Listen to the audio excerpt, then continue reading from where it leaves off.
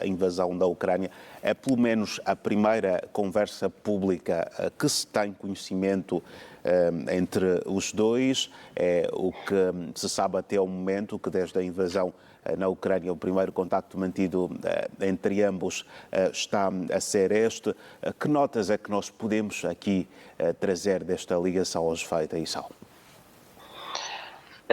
Sim, Dorivaldo, como disseste também, de facto é a notícia do dia.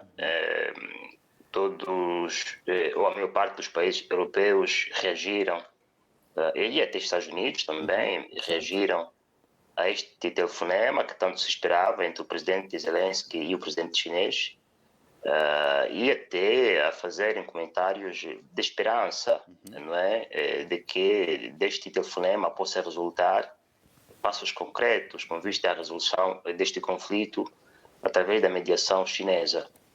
A China que apresentou, não é, em fevereiro deste ano, o seu plano de paz, composto de 12 pontos, mas que teve reações muito díspares entre os vários países envolvidos.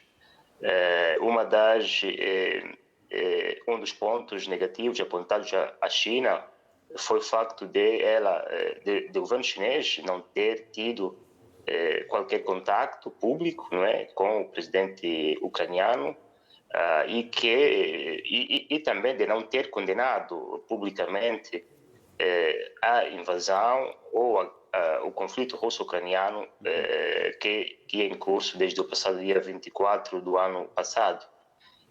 Mas hoje o que fez entender o governo chinês é que ele está interessado não só em resolução deste conflito, nomeando um enviado até para acompanhar de perto este processo todo, um enviado que é bastante importante porque era antigo embaixador chinês na Rússia entre 2009 e 2019, o que implica dizer que ele acompanhou de perto aqueles momentos turbulentos de 2014, e também, não é, referiu que respeita a soberania dos Estados, ou seja, o respeito à soberania e da integridade territorial do Estado, no caso do Estado ucraniano, é um ponto assente. Ponto este também faz parte dos 12 pontos que ele apresentou, isto é, o primeiro ponto desses 12 pontos.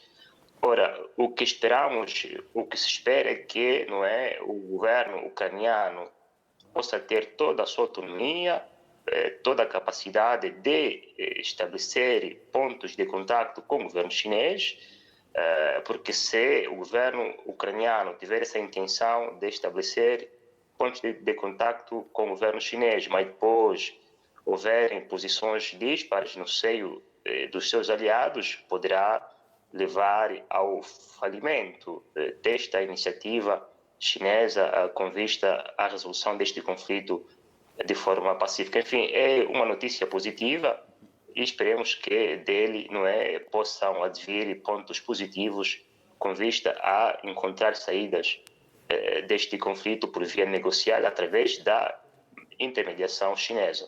Issao, dadas essas boas relações que a Rússia sempre teve com a China, várias vozes internacionais pediram já várias vezes que esta influência fosse usada sobre Moscou, esta influência de Pequim fosse usada sobre Moscou para interromper o conflito. Mas o que acontece mesmo, e como já fizemos referência aqui durante o início da nossa análise, apesar da China insistir que mantinha uma posição, digamos, de neutralidade, Xi Jinping não falava com Zelensky desde o início da guerra na Ucrânia, mas conversou já várias vezes e em várias ocasiões também com o presidente russo Vladimir Putin e chegou inclusive a fazer também uma visita a Moscovo. Isto poderá ser de alguma forma também uma pressão inversa que se coloca para que a Rússia acabe também por querer negociar o mais rapidamente possível com a Ucrânia uma possível proposta de paz? Naturalmente, Dorivaldo, este conflito tem uma tendência a descarrilar para uma confrontação não convencional se alastrar no tempo. E, aliás, hoje, uma das notas foi dita era que, numa eventualidade de um conflito nuclear, nenhum Estado sairia vencedor. Isto também é muito assente aqui no contexto ocidental, porque uma bomba nuclear tática ou estratégica sobre a Ucrânia teria efeitos devastadores, sobretudo não só todo o espaço europeu, mas também o resto dos países que compõem este mundo ou este planeta Terra. Enfim, há este risco, daí essa necessidade de se acelerar para se encontrar uma solução pacífica deste conflito, mas também, Dorival, é provável que, não é, apesar deste anúncio temporário, atual, que foi feito para sair pelo governo chinês, não é? A contraofensiva ucraniana parece que vai mesmo ter lugar, porque no âmbito da negociação, a Ucrânia precisa de ter, pelo menos, acesso ou a conquistar alguns dos territórios que foram ocupados ou que estão ainda ocupados pela Federação Russa, a fim de ter uma vantagem no âmbito da negociação. Sem dados territórios, a Rússia partiria numa posição bastante vantajosa, e isto leva a que o governo ucraniano, que já tem vindo a ter apoios maciços ultimamente, lance essa contraofensiva. Aliás, na região de Kherson já está, segundo dizem, já está na outra margem do rio Dnipro, o que não acontecia desde alguns meses atrás. Enfim, haverá esta probabilidade de uma contraofensiva russa, isto é, ucraniana, para ocupar os territórios ocupados. E depois também, não é, se tivermos que estabelecer alguns cenários do que poderá acontecer, é provável que os 12 pontos do plano chinês tenham uma convergência com os 10 pontos do plano do governo ucraniano. É provável que os pontos comuns entre os dois planos se possam convergir. E depois já tem um enviado que poderá fazer ou facilitar esta convergência dos pontos. Também o governo ucraniano já indicou um novo embaixador para a China. E depois, como resultado hipotéticos desta negociação, é provável que se volte aos acordos de Minsk. Mas este retorno aos acordos de Minsk poderá ter, não é, novos elementos. E um dos elementos é que, para a manutenção da integridade territorial da Ucrânia, a região leste, que é composta pelos habitantes de expressão russa ou de etnia russa, poderão ter uma maior tutela da parte russa, embora permanecendo dentro do território ucraniano. Isto é muito comum aqui na Europa, regiões que são de uma etnia, que estão dentro de territórios de outro Estado. E depois também é possível que, no âmbito dos acordos de barganha, não é, a Crimeia é provável que reconheça mesmo, isto é, a Ucrânia é provável que reconheça mesmo a Crimeia à Rússia. Em contrapartida, a Rússia poderá aceitar, não é, o ingresso da Ucrânia na União Europeia. Mas um dos pontos cruciais desta negociação poderá ser a questão do ingresso, não é, da Ucrânia na NATO, porque, como sabe, é uma das razões que levou a esta contraofensiva ou a esta operação militar especial. Daí que é provável que, com o ingresso da Ucrânia na União Europeia, que também tem um dispositivo de defesa coletiva, é provável que a Ucrânia não entre imediatamente para a OTAN, mas, não é, nos próximos 20 anos é possível que isto possa acontecer, mas no contexto atual, até para não criar complicações ao governo russo, não é? Uma entrada da Ucrânia na NATO significaria anular toda uma estratégia inicialmente montada que levou a essa confrontação militar. Enfim, existem estas possibilidades que poderão fazer com que, não é, com a mediação chinesa, este conflito tenha o fim. Caso contrário, e porque há correntes que defendem a chamada guerra de desgaste, não é?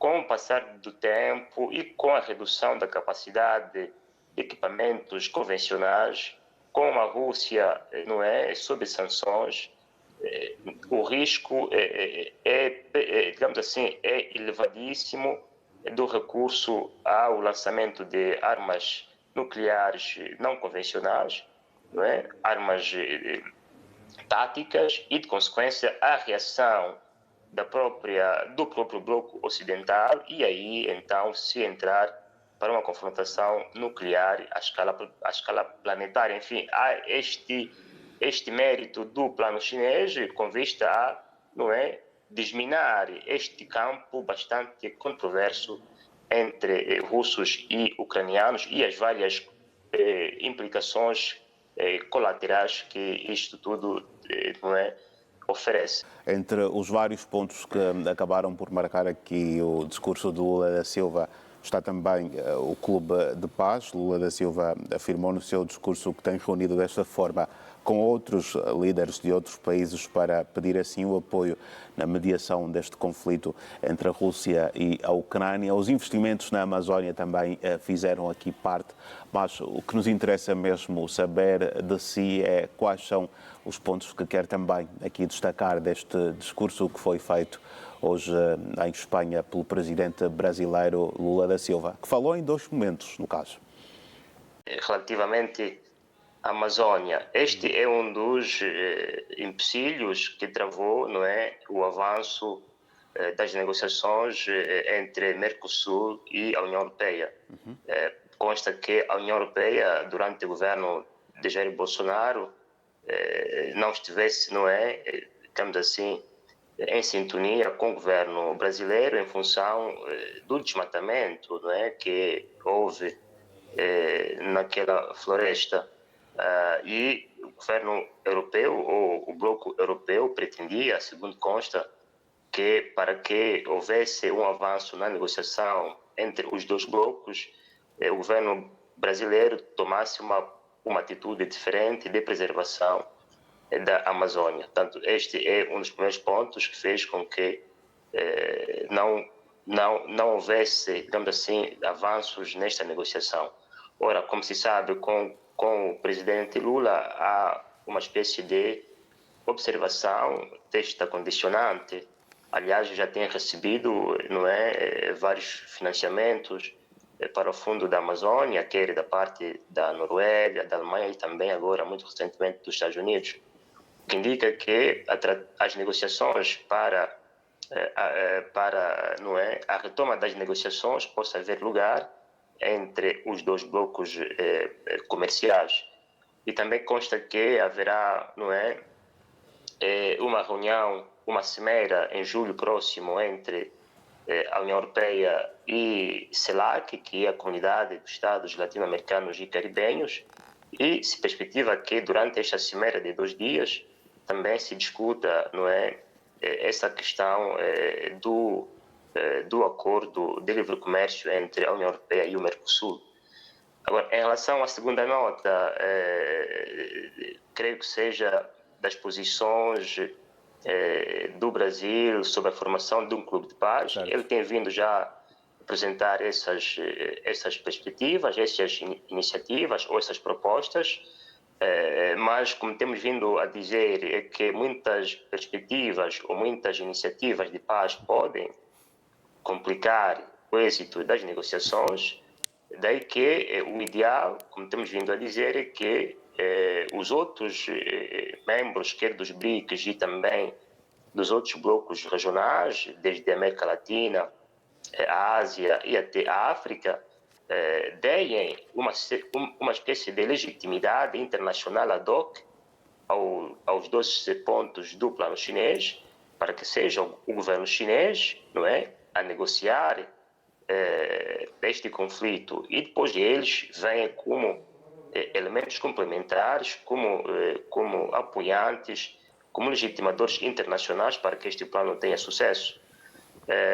Enfim, porque muitos blocos, muitas perspectivas de paz, depois também podem ser entendidas como show-off diplomático, ou posições meramente formais e sem grande substância. Agora, em relação, para concluir, em relação à posição do governo brasileiro sobre a reforma do Conselho de Segurança das Nações Unidas, é bom ter presente que o grupo do chamado G4, que é composto por Brasil, Alemanha, Japão e Índia, não têm as mesmas posições sobre a reforma do Conselho de Segurança do que tem a União Africana. Claro que todos eles defendem, não é, o alargamento deste Conselho, mas as modalidades não são iguais. Por exemplo, o G4 defende que entrem para o Conselho de Segurança países em função do peso econômico, não é? Em função do peso econômico.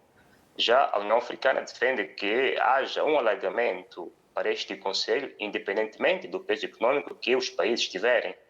E a União Africana defende, os países africanos defendem desde 97 que a África tenha 2 lugares permanentes com direito a veto e 5 não permanentes. Enfim, embora esses blocos G4 e a chamada Posição Comum Africana defendam a reforma no Conselho de Segurança, elas não comungam das várias modalidades dessa reforma. E isto até tem estado na base, não é, do atraso desta reforma. Porque esta reforma vem sendo discutida desde os anos 90 e mesmo por causa destas divergências, não é, não se consegue dar um passo em frente.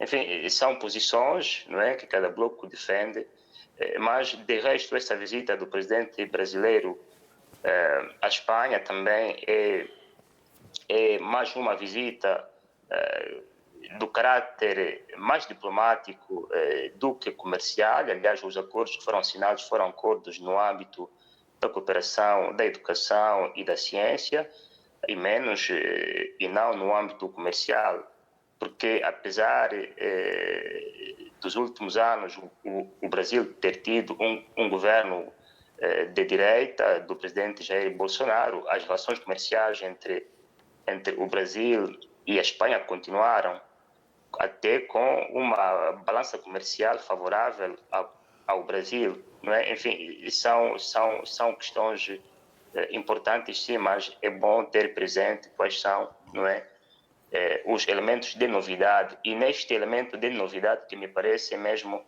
esta necessidade do presidente brasileiro, não é, tentar puxar a agenda para, não é, a assinatura o mais cedo possível de um acordo comercial entre o Mercosul e a União Europeia. Levantar já o assunto relacionado à Palestina, o assunto que leva a este levantamento das acusações do Ministro dos Negócios Estrangeiros russo à volta dos Estados Unidos da América e da União Europeia, melhor, de estarem então a contornar uma resolução justa para a questão da Palestina e a minarem, inclusive, o trabalho do Quarteto do Médio Oriente? É uma situação que depende muito dos dois lados, porque vários acordos já foram assinados, desde os acordos de Oslo, que não vêm sendo respeitados de parte a parte. Estou recordado aqui do discurso do presidente do secretário de Estado dos Estados Unidos, John Kerry, em dezembro de 2016, onde apela, não é, às partes ao respeito, não é, das várias resoluções das Nações Unidas, como por exemplo a resolução 181, que apela a que Israel, não é, torne as fronteiras anteriores à chamada Guerra dos 6 Dias, que é a guerra de 1967, que lhe levou a ocupar grande parte de territórios que pertenciam à Síria, à Jordânia, ao Egito.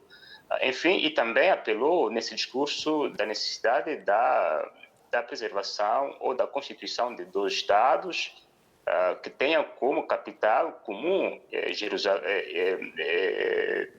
Jerusalém. Só que isto não acontece em parte porque as duas partes não dialogam, não é? E também depende muitas vezes dos governos que estiverem no poder nas várias chancelarias europeias e também dos Estados Unidos.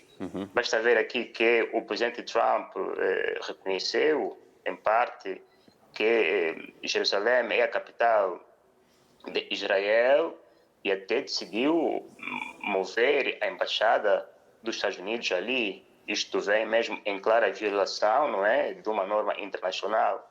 Enfim, há esta preocupação do papel que os dois atores devem desempenhar para que os vários acordos internacionais assinados possam ser respeitados. E também há uma dificuldade da parte dos palestinianos, porque parecem ter dois interlocutores. Há o Hamas, que governa a faixa de Gaza desde já mais de 15 anos. Depois tem a autoridade da Palestina, enfim, que tem posições muitas vezes muito antagônicas entre si. E depois há também a problemática do avanço da extensão territorial ou dos colonatos do Israel em territórios que poderiam fazer parte do futuro Estado da Palestina. Enfim, há aqui muitas nuances, muitos elementos que complicam o bom andamento das relações ou até do funcionamento deste quarteto, porque este quarteto não pode impor a paz entre Israel e a Palestina. Pode negociar, mas ao fim e ao cabo caberá aos dois, não é, decidirem que é o momento ideal para que, não é, passe a reinar paz entre os dois.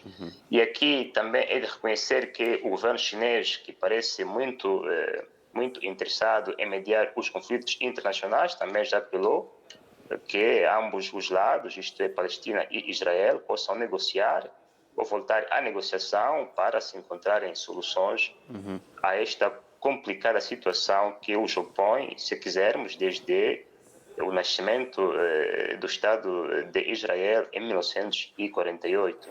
Certo.